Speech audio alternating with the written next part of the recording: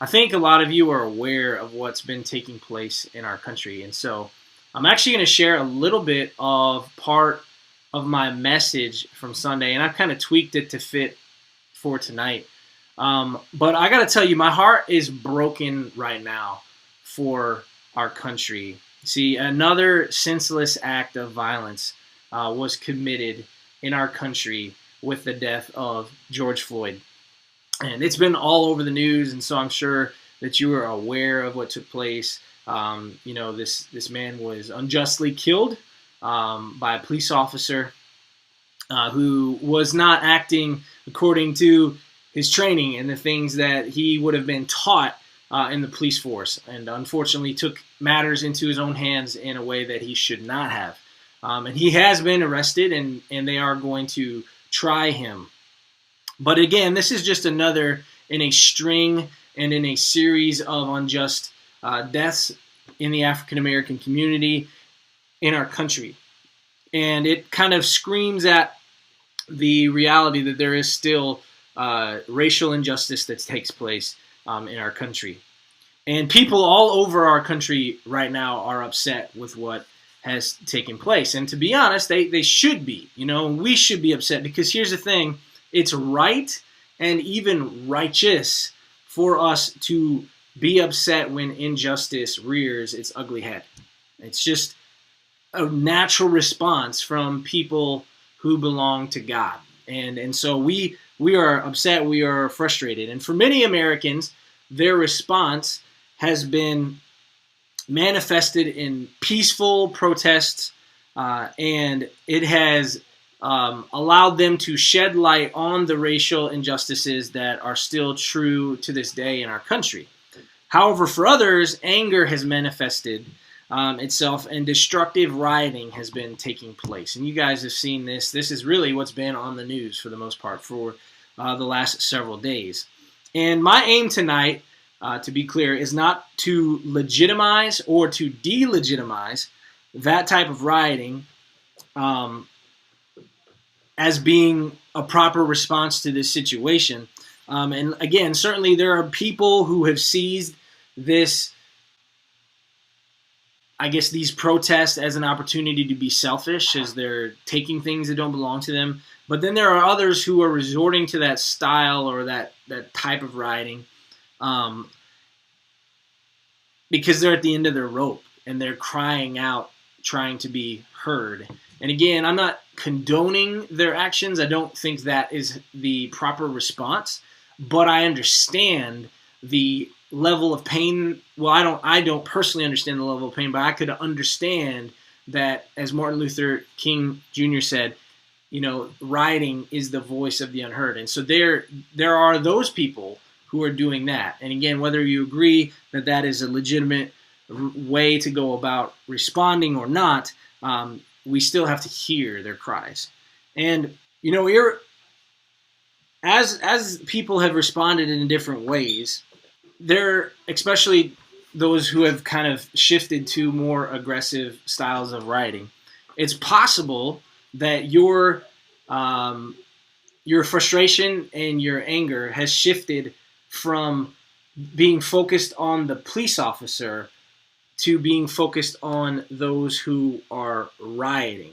And I don't know where your headspace is at, but I have seen that as the case in some posts and things on social media and even in the news, that people were at first frustrated with the injustice regarding George Floyd and now are frustrated with the people who are responding in a manner that is violent.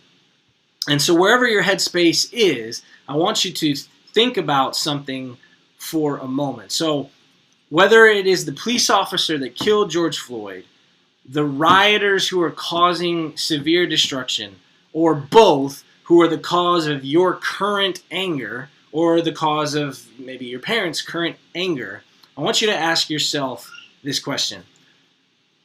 What is your desire for those people that you're frustrated with, that you're angry at? What is your desire for it?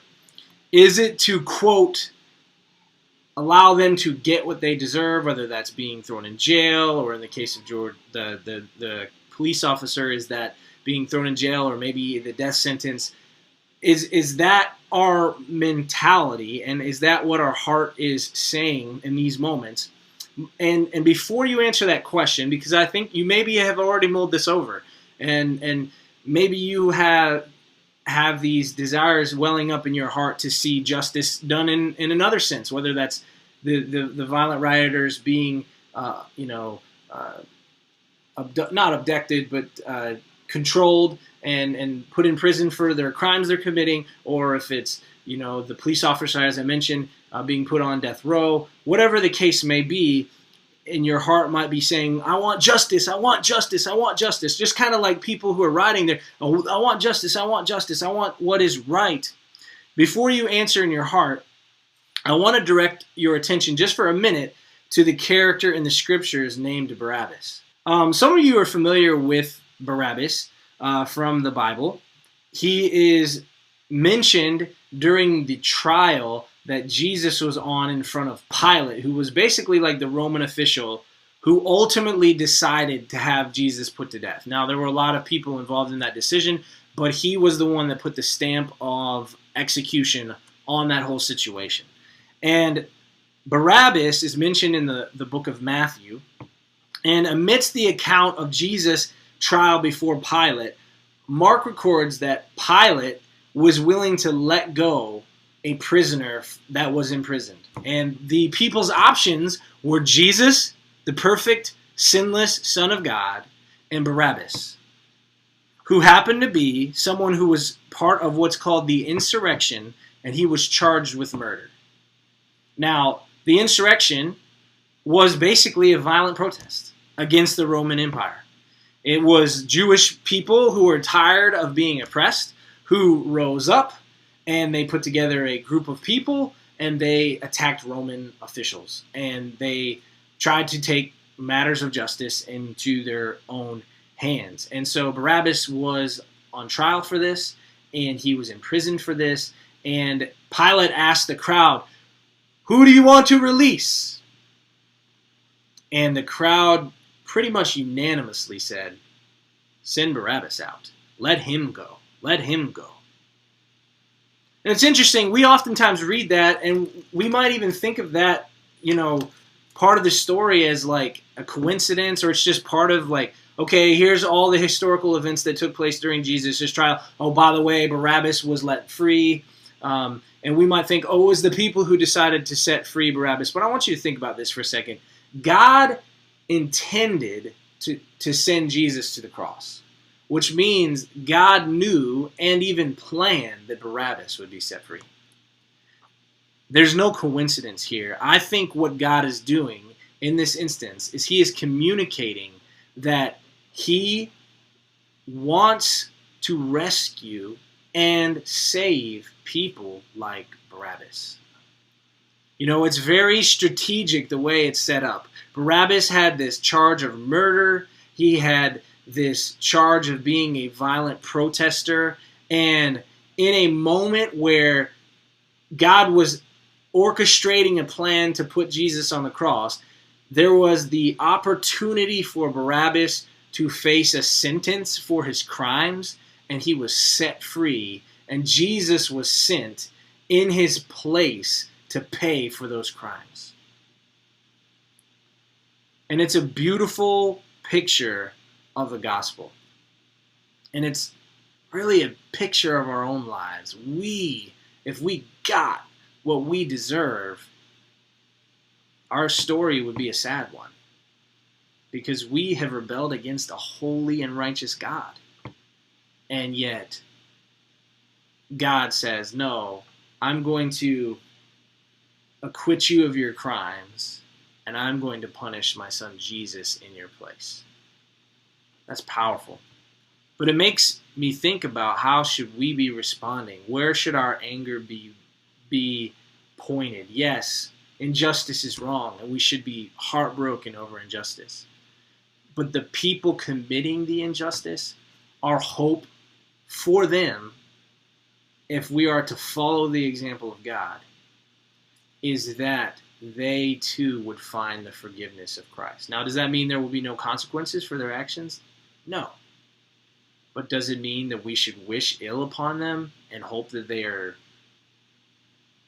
hope the worst for them? Also, no. God would not want that. God does not want that for us. We should not want that for others. Last year, some of you went with us to Charleston, South Carolina. And if you'll recall, we went to a church, Mother Emanuel African Methodist Episcopalian Church. Yes, that is a big, long name for a church. But if you'll remember, when we went there on the Sunday that we arrived, they were doing a memorial service for a horrifying injustice that took place in that particular church. Back on June 17th, 2015, there was a man who attacked them and shot 9 of their church members and killed them. And he did it because he was a racist. He hated black people. And he had, marched in with Confederate flag and all of those things. And he didn't have the flag with him, but there's pictures of him with the flag. And he was a part of groups that are racist.